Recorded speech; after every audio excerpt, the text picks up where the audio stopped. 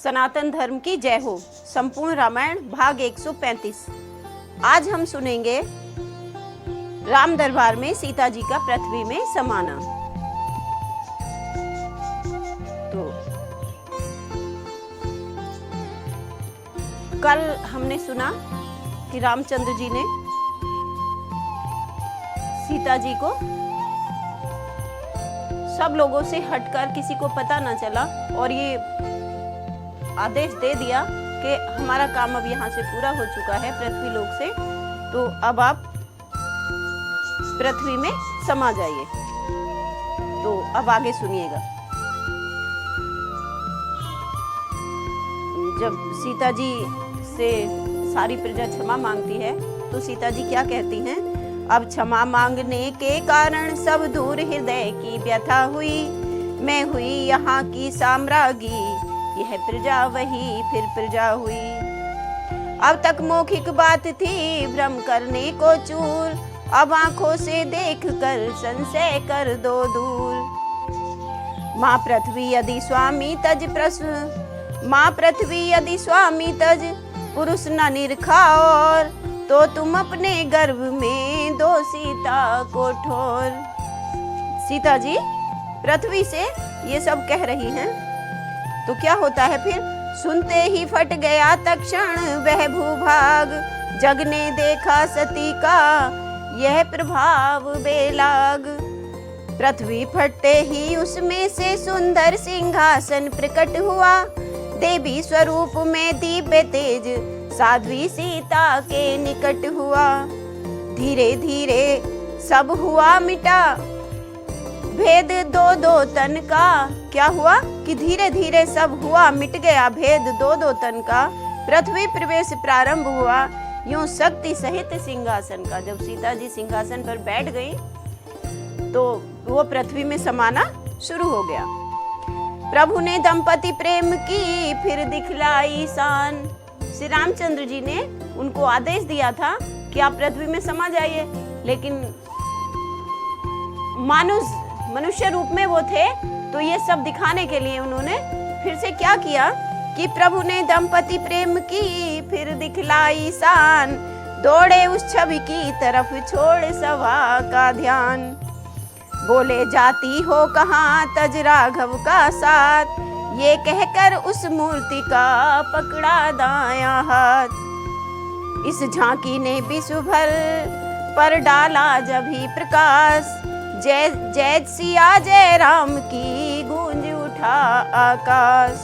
सुरगण ने दी दुंदुभी कर पुष्पांजलि दान, वेद भाट के रूप में कर उठे ये गान।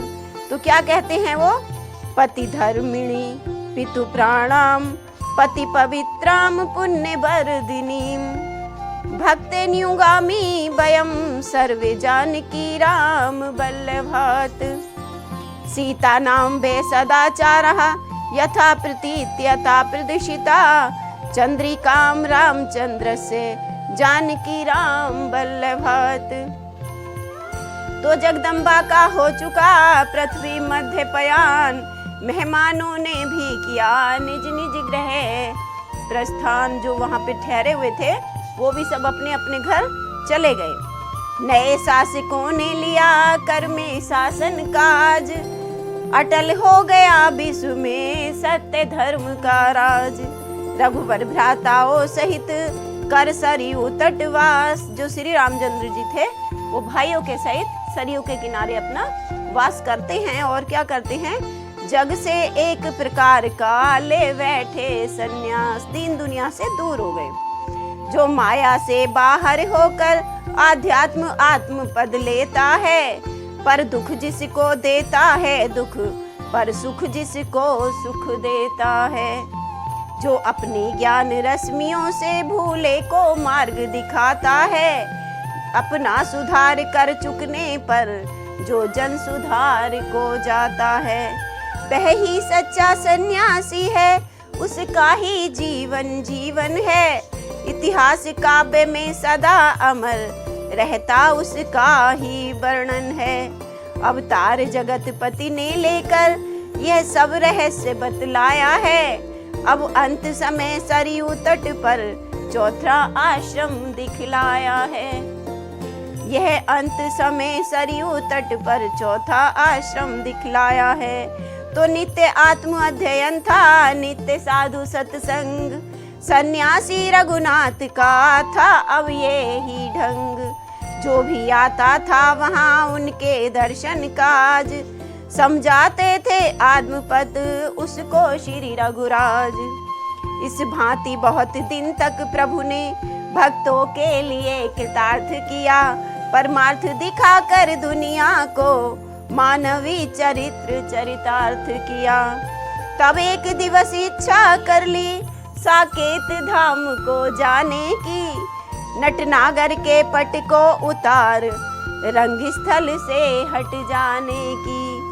प्रभु की इच्छा ने किया धारण जब ये रूप, तभी पधारा उस जगह तापस एक अनूप। जब प्रभु श्री रामचंद्र जी सोच लेते हैं कि अब हम यहाँ से जाएंगे अपने सुरपुर को, तब फिर क्या होता है कि प्रभु ने इच्छा किया धारण जब ये रूप, तभी पधारा उस जगह तापस एक अनूप। आते ही उसने कहा बिने सुने रघुराय, लेकिन सुनने के प्रथम अंतरंग हो जाए। अंतरंग मतलब अकेले हो जाएं और आसपास कोई ना हो। तो ये सुनते ही हट गए भरत शत्रुघ्न साथ, किंतु लखन को रोक कर बोले श्री रघुनाथ। क्या कहते हैं, जब तक मैं बात करूं मुनि से तब तक तुम द्वारे पर रहना। यदि कोई मिलने को आए तो उसको रोके ही रहना।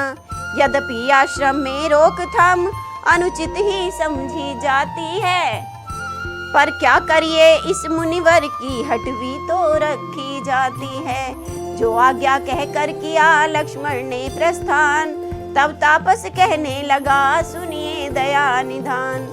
तो क्या कहते हैं वो कि मुनि वस्त्रों में ये धर्मराज सेवक रघुराज तुम्हारा है, या यूं कहिए ब्रह्मा जी का आप पहुँचाइए हर कारा है। साकेत गमन की प्रभु वर के मन में जो इच्छा प्रगटी है, उस इच्छा बल ने पहुँचाया ब्रह्मा के पास संदेशा है। बस उसी संदेशे का स्वरूप ये सेवक सम्मुख उत्सुक है। क्या कहे विधाता से जाकर आज्ञा सुनने का इच्छुक है। वो हरकारा जो आए थे वो धर्मराज थे स्वयं, और श्री रामचंद्र जी से पूछने आए थे कि अब हम विधाता से जाकर ब्रह्मा जी से जाकर क्या कहें, ये आप हमें बता दो। तो सुरवृंद वहाँ पर गिनता है घड़ियां दर्शन को पाने की। वहाँ जो देवतागण हैं वो आपको वापस आने की, आपको पाने की, आपके दर्शन की घड़ियां गिन रहे हैं। कमला भी राह देखती है कमलेश आपके आने की। सीता जी जो लक्ष्मी स्वरूप हैं वो भी आपकी राह देखती हैं, वो तो चली गई है ना यहाँ से, तो वो वहाँ आपका इंतजार कर रही हैं। तो मुस्काकर प्रभु ने कहा है सब व्यर्थ अधीर, पूर्ण कर चुका कार्य सब जब यह मनुज शरीर। साकेत वासियों से कहना 2 दिन में वहाँ पहुँचता हूँ, सारा क्रम अपनी यात्रा का सब इसी समय से रचता हूँ। मुझसे भी पहले लक्ष्मण की क्या कहूँ तबीयत उठती है। अब यहाँ पर लक्ष्मण का भी मन नहीं लग रहा है। शेष अवतार की इसीलिए बस प्रथम यात्रा रखी है। फिर भरत शत्रुघ्न के समेत ये रामचंद्र भी आता है। विधि का विधान यह ही तो है, जो आता है वो जाता है। और फिर ये इस नश्वर शरीर का विधान भी तो है कि जो आएगा वो जाएगा भी। यह जन्म नहीं यह मरण नहीं था कृत्य एक जो पूर्ण हुआ। कहते ये जन्म नहीं है और जो मैं जा रहा हूँ वो मरण नहीं होगा।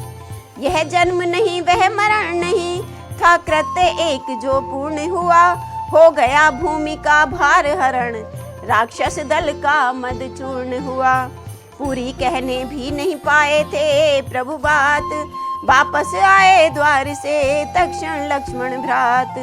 कहा चौंक कर राम ने है ये क्या है ढंग, द्वार छोड़ कर किस लिए आज्ञा कर दी भंग। रामचंद्र जी कहते हैं कि मैंने तो आपको द्वारे पर रोका था, तो आपने मेरी आज्ञा भंग कैसे कर दी, आप इस तरह कैसे चले आए। तो अनुज बोल उठे हुआ यूं ये अनुचित कार्य, रोक नहीं सकता लखन विधि का कृत अनिवार्य, रोक नहीं सकता लखन विधि का कृत अनिवार्य। तो इसी के साथ अपनी कथा को आज हम यही विराम देते हैं। कल हम सुनेंगे श्री रामचंद्र जी का परिवार सहित सुरपुर गमन। रामायण के पिछले भाग देखने के लिए साहित्य संगम की संपूर्ण रामायण प्लेलिस्ट पर जाएं, वीडियो को लाइक करें, चैनल को सब्सक्राइब करें और हमारी वीडियो आपको कैसी लगती है कमेंट करके बताएं। जय सीता राम जी की, जय राधे श्याम जी की।